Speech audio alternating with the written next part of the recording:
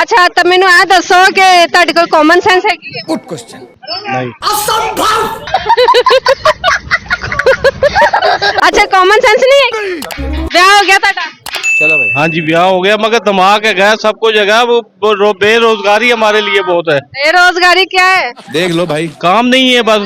भले तो काम चल रहे, चेक करे कितनी रौनकें चल लग रहे हैं ना, लोगों के चल रहे हैं, हमारे तो नहीं चल रहे। आपके कौन से काम है जो नहीं चल रहे? कुछ भी। हम लोग तो ये वेटर वूटरों का काम करते हैं, हमारा तो काम कोई भी तो नहीं आप लोगों ने तो सारा कमाई करनी है है। कमाई मालिक ने करनी है कि मैंने करनी है? बात तो सही है। मतलब तुसी मालका नु करवानी है। देख लो भाई। उनके पास 10 बंदे थे, उनमें से अब 4 बंदे रह गए, 6 बंदे उन्होंने निकाल दिए, काम ही नहीं है तो क्या शुक्र करो ਤੁਹਾਡੀ ਦਿਹਾੜੀ ਵੱਧ ਜਾਏਗੀ। करें? तैयारी के तो बच जाती।